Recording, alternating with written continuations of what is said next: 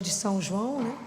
Capítulo 15, que foi o que a gente conversou, que a gente meditou no domingo, né? Que é o quinto domingo da Páscoa, né? Esse evangelho, Jesus, ele faz uma parábola, né? Ele faz uma comparação sobre essa imagem da videira. E ele começa dizendo: eu sou a verdadeira videira e meu pai é o agricultor. Todo ramo em mim que não produz fruto, ele o corta. E todo que produz fruto, ele o poda, para que produza mais fruto ainda. Aquele que permanece em mim e eu nele, produz muito fruto, porque sem mim nada podeis fazer. Esse evangelho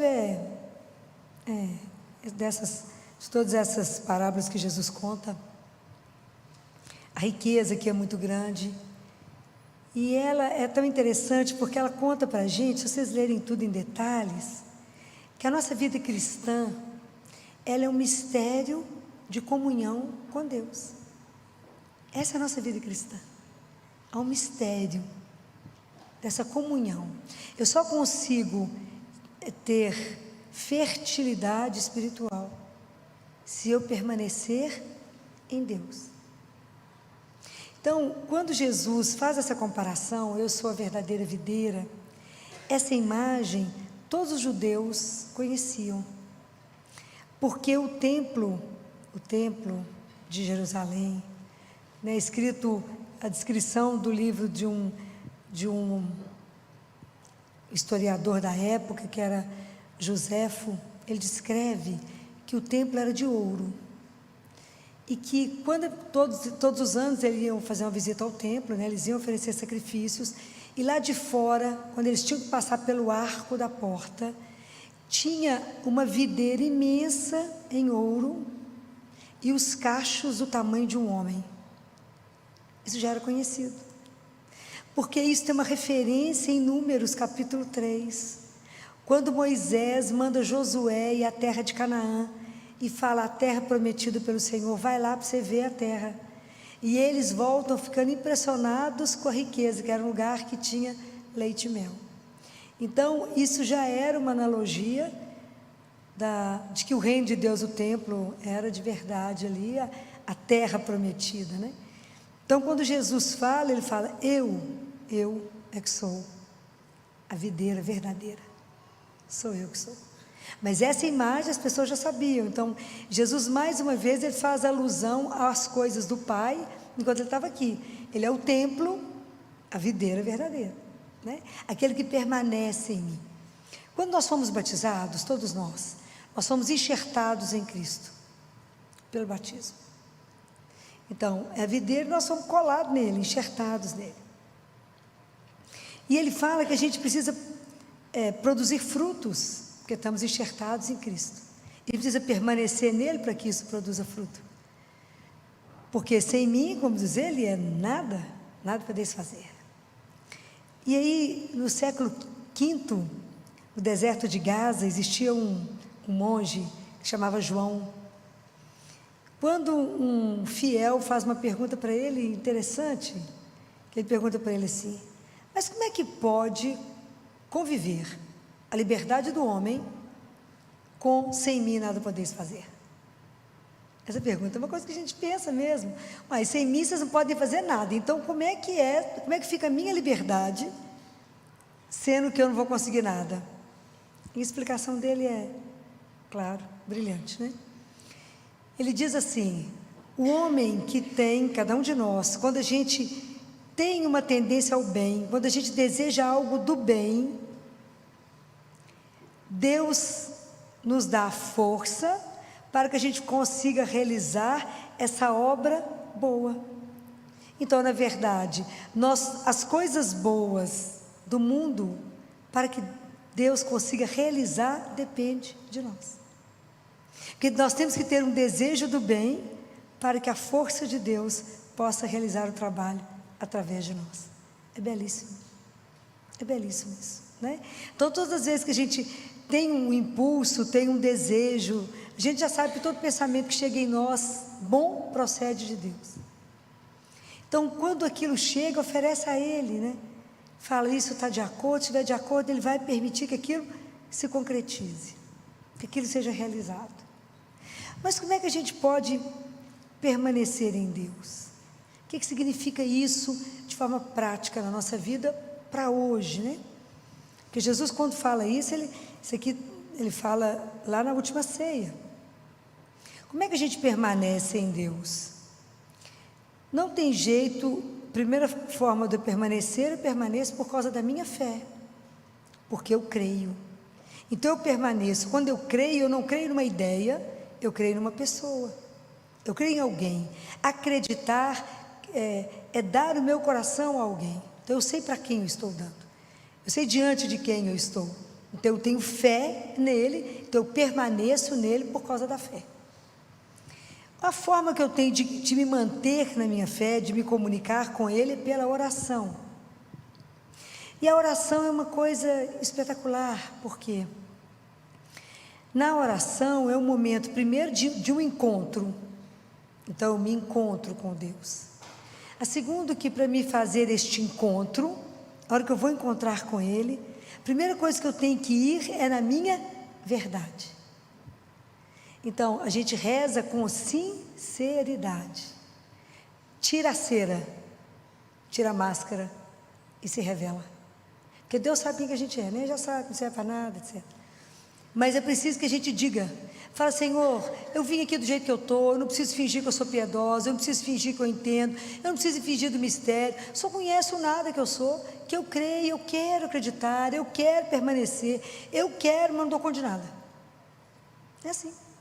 É sinceridade, porque com a minha sinceridade, eu tirando a minha cera, eu tenho que voltar o meu coração para o Senhor. Se volte para Ele, fica diante daquele que é. Não venha rezar, a gente, né, muitas vezes começa a rezar e voa, dispersa, viaja, passeia. Já falei isso com vocês outro dia. Fala com o Senhor, Senhor, aproveita que o corpo está presente, busca a alma, né? Porque eu estou voando, né? Comecei a rezar, já viajei, já voltei, já fiz uma turnê na Europa, caí de novo aqui na oração. Então a gente arruma um monte de solução, a gente começa a falar com Jesus, já arrumou solução para tudo, já casou, já separou, já teve filho, o menino já morreu. É uma alucinação que a gente vive diante de Deus. Então concentra naquele momento que a gente está ali e pede a Ele a graça. Fala, Senhor, eu vim assim do jeito que eu sou, porque também eu não tenho nada para acrescentar, porque o Senhor sabe exatamente aquilo que eu sou, né? Então, todas as vezes que vierem, que a gente for rezar, lembra disso. Fica nu. Deixa a sua alma despida. Aquilo que nós somos, nada. Fala, mas é um nada que crê. É um pozinho, mas um pozinho amado. Fala, eu vim porque creio. Quero crescer espiritualmente. Quero dar fruto. Mas não dou conta sem o Senhor. Então a minha fé me mantém presinha nele, agarradinha nele. A minha oração está ali. Mas os sacramentos, eles são fundamentais. Em especial dos sacramentos, a Eucaristia. Porque a Eucaristia é algo que deixa a gente sem fôlego. Porque olha, de tantas coisas que Deus me deixa encantada, talvez a que mais me tira o fôlego é um Deus que nos criou, nos amou e desce até nós para ser o nosso alimento, para matar a nossa fome, a nossa sede. E isso é uma das coisas que mais me deixa impressionada, porque Ele faz isso todos os dias. Lembrando aquela frase de Santo Agostinho, que Santo Agostinho diz que Jesus deixou uma Eucaristia para cada dia, para a fraqueza de cada dia, que era para a gente não desperdiçá-la, né? A nossa miséria, a nossa fraqueza. Então eu venho até Ele na Eucaristia para me ser alimentado. É o único sacramento. Eu chego acabado, cansado e saio revigorado. Eu chego frio e saio aquecido pelo amor dEle. Eu chego triste, abatido, Ele me põe de pé revigorado. A Eucaristia é algo, é um mistério de amor. Jesus fala que a Eucaristia é a invenção do amor. É lindo isso, né? Quando ele diz isso para Josefa. Josefa, a Eucaristia é a invenção do amor. Porque Ele nos ama, Ele permanece conosco, Ele nos sustenta. Ele nos deseja, Ele nos espera. E aí tem em contrapartida a gente, né? Quanto tempo Noé gastou para construir a arca, vocês sabem? A gente ouve falar arca de Noé, arca de Noé, arca de Noé. Quanto tempo Noé gastou para construir a arca? Alguém sabe? Eu tomei um susto quando eu descobri. 100 anos. Claro que a contagem do tempo de lá devia ser diferente, porque 100 anos está escrito. 100 anos. Ia salvar só um pouquinho de pessoas. Moisés, depois que recebeu as tábuas da lei, fez uma arca para guardar as tábuas. Ele fez de madeira imperecível e colocou ouro puro para colocar as arcas.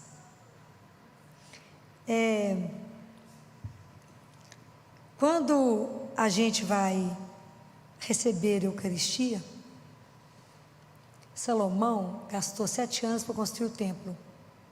Para ele colocar a arca dentro, ele fez 1 semana de festa.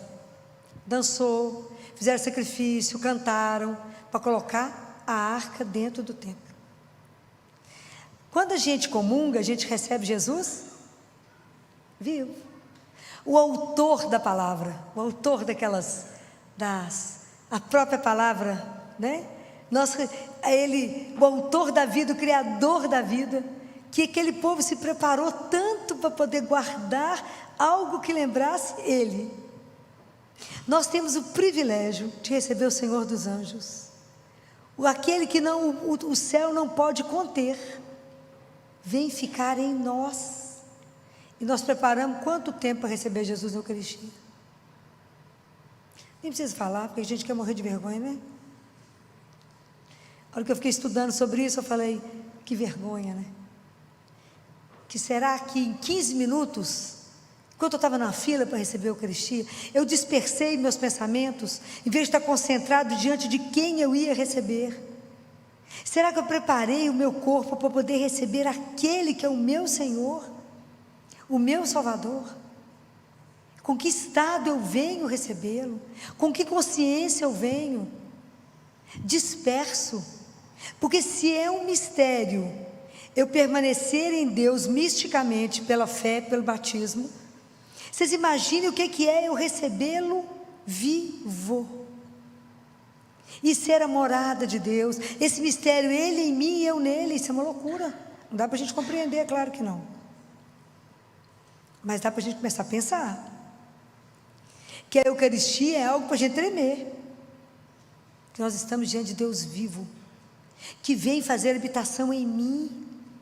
E se Ele vem fazer habitação em mim, aí sim Ele pode amar ao Pai através de mim, e pode amar o irmão através de mim, mas eu não, mas por causa dele em mim. Compreende a beleza do que a gente tem na mão e que às vezes a gente não percebe. A gente chega na missa correndo, chega atrasado, não prepara antes, não pensa, não confessa, faz nada. Por quê? Porque de verdade, a gente não crê que recebe Ele vivo. Eu sei que é difícil, Deus Pai fala, é difícil, parece pão, tem gosto de pão, é branquinho, mas você imagina, eu recebo aquele que é um médico que pode me curar. Eu falo, Ele pode ser o psiquiatra que me restaura, Ele pode ser o psicólogo que me entende. É Ele aquele que mata a minha fome, a minha sede. É Ele que é a minha luz, a minha vida. É Ele que é a razão de tudo. É o nosso Criador. E a gente vem com tanta displicência para a Eucaristia. E a Eucaristia, por excelência nos sacramentos, ela é o que mais me faz permanecer nele. Quanto mais vezes eu comungar, quanto mais vezes eu estiver diante dele, mais chance ele tem de nos transformar. A comida, para ser cozida, transformada, tem que permanecer um tempo no fogo. Então eu tenho que me cuidar disso. Então não tem jeito que a gente que a gente tenha, como a Eucaristia, com de vez em quando estar perto, ter uma transformação maior.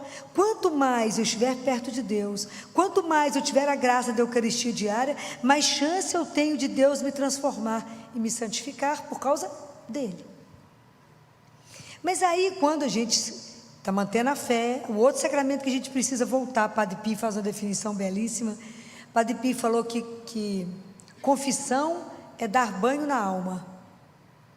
Não tem lógica? Tem. A gente toma banho para ficar limpo. Você vai confessar para lavar a alma. Então ele fala, mesmo que você confessou essa semana, ele fala, e o quarto esteja limpinho, daqui uma semana, quando você voltar, já tem poeira. Então, lava de novo. É uma comparação só de santo, né, gente? Belíssima, né? Então, o que pode nos acontecer, que Jesus falou que a gente precisa ter uma coisa que chama vigilância.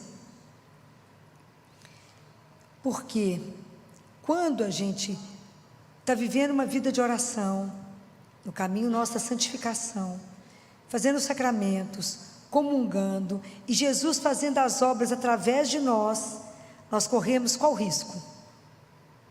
Qual que é o risco? Não tem ideia? Nós corremos o risco de achar que nós somos espetaculares. Falar, não, você que fez isso? Fala, claro que fui eu que fiz. Nada. Nada. Não, Deus fez através de mim. Então, cuidado com a vanglória. Cuidado com a soberba. Cuidado com a vaidade. Porque o mal, ele cresce no meio do bem. Jesus falou da parábola do joio e do trigo. Senhor, a gente arranca? Não, espera crescer, porque o inimigo não dorme. Quanto mais vocês rezarem, quanto mais a gente reza, mais ele cai batendo pesado. Ok? Essa é a regra. Então, a gente acha que nós somos um espetáculo. Lembra de quando Jesus contou daqueles 2 homens que entraram no templo para rezar? Um batia no peito e falava, Senhor, tente piedade de mim que sou pecador. O outro falava, Senhor, olha que bom que eu não sou igual esse, né? Porque eu pago o dízimo, eu faço isso, eu faço aquilo, faço jejum. Nós corremos risco de achar que nós é que fazemos as coisas. Gente, por que Lúcifer caiu? Lúcifer era inteiramente inteligente, mas ele era muito inteligente, que chegou a achar que ele era mais do que Deus, caiu de cabeça. Então, cuidado, está escrito na palavra de Deus, cuidado quem está de pé, porque pode cair. E está escrito na palavra de Deus, que até os cedros do Líbano caem. Então, humildade. Saber que não somos nada, mas Deus pode fazer através de nós coisas espetaculares. Isso Ele pode. Porque eu estou me mantendo numa vida contínua de oração, dos sacramentos e abrir para poder viver o amor. Então, nós temos que ter muito cuidado para que a gente não se envaideça com aquilo que não é nosso, né? O que São Paulo disse? O que eu tenho que não foi me dado? O que eu sei que não me foi ensinado? Né? Para nos colocar sempre no lugar de lembrar que tudo é Deus que faz através de nós. Então a gente precisa aprender isso, porque é dessa forma que Deus vai nos podando. Quando a gente acha que é bacana demais, que pode fazer demais, a palavra vai te podando, né? Vocês lembram da passagem quando Jesus quer parar, esqueci agora a cidade, Jesus queria parar lá e o pessoal não quis receber Jesus.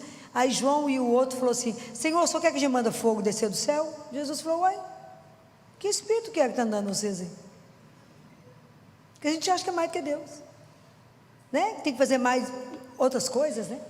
Isso é tão interessante que na vida beneditina, numa das funções, né, do monge, quando ele tinha que fazer um balaio, ele só tem que fazer um balaio. Se ele acha que tem que fazer 2 ou 3, não é, ele só tem que fazer aquilo que cabe, é um só. Então às vezes Deus vai nos podando, que a gente vai começando a achar que tem muita asa, e fala, volta. Agora ele falou com Pedro, Pedro anda atrás de mim, na frente vou eu. Então nós temos que ter esse cuidado, pedir a Ele essa graça, né, de que Ele possa continuar amando, glorificando o Pai, louvando o Pai através da nossa vida. Assim que o padre encerra a missa, glorificai a Deus com a vossa vida. Como é que eu posso glorificar o Pai com a minha vida? A não ser Deus o amando em mim, através da minha vida. Porque sem mim, nada. Mas a nossa parte é se abrir.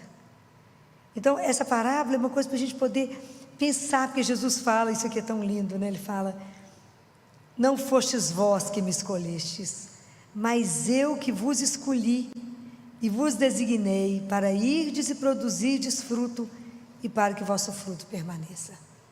O nosso fruto é o fruto da santidade, é o fruto da oração, dos sacramentos e do amor. Nós precisamos, para poder permanecer em Deus, ter uma vigilância sobre os mandamentos, mas não por medo de Deus, mas por amor a Ele. Eu não faço isso por amor. Os primeiros mandamentos, os 3 primeiros, referem ao Deus nosso Pai, e o outro aos irmãos. A gente ainda precisa caminhar um pouco mais até viver o mandamento que Jesus deixou, que é amar como Ele amou. Que é claro que a gente não mata, a gente não rouba, tantas coisas que a gente não faz, mas aprender esse amor do sacrifício como Deus fez. Nós ainda não aprendemos essa parte. É o amor sacrificial, que foi o que Ele fez, Ele deu a vida por nós.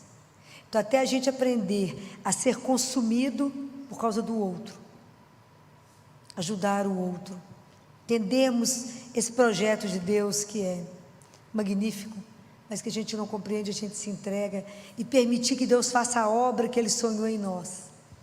Pedir a Ele que nos conceda a graça de não passar ao largo da nossa vida verdadeira, mas viver exatamente aquilo que Ele sonhou. Então, uma coisa que pode nos ajudar, a cada dia, por turnos, manhã, tarde, noite, pergunte a Ele: Senhor, o que o Senhor quer que eu faça contigo? E o que o Senhor quer que eu faça por Ti? Mas somente aquilo que o Senhor quer, não além. Para a gente fazer o exercício da humildade. Não aquilo que eu estou pensando, sonhando, mas aquilo que está de acordo com o que o Senhor quer para mim hoje. Porque para Te amar eu só tenho agora. Para vos servir eu só tenho agora. Então que a gente possa pensar muito nisso. Como é que a gente precisa se manter coladinho nele para não correr o risco de não dar fruto e ser cortado, né? Porque aquele ramo que não dá nada, se ele ficar na planta, ele vai prejudicar a árvore inteira. Mas nós temos um grande segredo para nos ajudar a permanecer, que é Maria. É Nossa Senhora que vai nos ajudar a permanecer em Deus. Ela vai nos ajudar a interceder por nós, nos dar coragem, interceder mesmo, nos ensinar o que é fé. Ninguém teve fé como ela, né? Nos ensinar a confiar em Deus nas situações mais adversas, permanecer colado nele mesmo quando o mundo está do avesso, mesmo quando a nossa vida está do avesso, permanecer em Deus, rezando, participando dos sacramentos, mesmo quando parece que Deus está surdo, mesmo quando Ele não fala nada. Permanecer, saber que teu caminho está escuro, não tem importância se Ele me der a mão, teu caminho. Falo com Ele: Jesus, eu não preciso ver o caminho, o Senhor está enxergando, tudo certo. Eu não preciso ver, eu só preciso Te dar a mão. Se o Senhor me der a mão, eu não terei medo. Então, é que a gente tenha essa entrega, né? Catarina de Siena, que esses dias foi segunda-feira, né? Foi dia dela. Ela perguntou para Deus Pai: como é que eu sei que eu faço a sua vontade? Ele falou: pela paciência da espera. Porque nós somos desesperados. Nós nem acabamos de falar a frase, a gente já quer que Deus já mande a resposta. A paciência da espera. Ela, vocês imaginam, todo sábado eu lembro dela com a espera. Enterrou Jesus na sexta, os discípulos tinham sumido, até que pôr todos de pé. São José já tinha morrido, e ela esperou o que Deus ia fazer. Pode imaginar? Não tinha ninguém para consolar. Ela segurou na fé, permaneceu ali em oração, pôs os discípulos para rezar, e é claro que ela foi a primeira testemunha da ressurreição. Claro que o filho foi ver quem primeiro? A mãe, ótimo. Não está escrito não, mas vocês podem ter certeza. Tem jeito de ter sido. Imagina a alegria dela quando viu ele, coisa de louco, né? Então a gente precisa pensar nisso e pedir a ela. Quando tiver muito difícil permanecer, quando tiver muito difícil o caminho, quando tiver muito difícil acreditar, fala: Senhora minha, me ajuda a manter os olhos fixos no seu filho e acreditar que ele me vê, acreditar que ele me escuta e acreditar que o amor dele é incondicional e que é eterno e que ele está atento a tudo que me acontece e ele nunca vai me abandonar. Me ajuda a permanecer nele e me ajuda a fazer com que a minha vida eu possa olhar para o meu pai, que meu pai possa se orgulhar de mim e falar: essa menina, esse menino tem a vida digna de um filho de Deus. É isso que a gente precisa revelar ao mundo. As pessoas que olham para nós, que já somos o resto, saiba que nós de verdade acreditamos num Deus que é vivo, que caminha conosco, que além de nos alimentar, participa da nossa vida todo dia, está sempre conosco, mesmo que a nossa vida não tenha nada de especial, só correr, trabalhar, fazer acontecer, mas Ele está junto. E que vocês não duvidem disso, que vocês caminhem sempre com aquilo que eu falei semana passada, a mística dos olhinhos abertos, olhos abertos, para poder ver o Senhor que está ali do seu lado. E peça a Ele, fala: o Senhor me mantém colado, igual o Super Bonder, Ele cola para que eu nunca me perca. Então, vigilância quanto ao pecado, vigilância, porque o pecado nos separa dele. Peça a Ele a graça, e a gente pede a Nossa Senhora todo dia. A gente fala com ela: Ave Maria, Virgem Fiel. Eu falo isso 100 vezes de manhã. Ave Maria, Virgem Fiel. Eu falo com ela: não me deixa pecar, não me deixa magoar, Jesus, não me deixa ofender. Ave Maria, Virgem Fiel, Ave Maria, Virgem Fiel, para que nos ajude a não pecar. Aí de noite você pede perdão porque você pecou, né? Ave Maria, Mãe de Misericórdia, Ave Maria, Mãe de... É a luta. Está escrito na palavra que a gente peca pelo menos 7 vezes no dia. É uma batalha. E a maior batalha é com a gente mesmo. Então não é fácil, porque a hora que a gente começa a fazer uma coisinha, a asa cresce, a gente acha que pode mais e começa a pecar. Então vigilância. Vigie, para que a gente não precise ser podado, né, toda hora. Mas que Nossa Senhora, como nossa mãe, interceda por nós, para que a gente de verdade possamos dar frutos dignos do Pai que temos, e que o nosso fruto permaneça. Louvado seja nosso Senhor Jesus Cristo.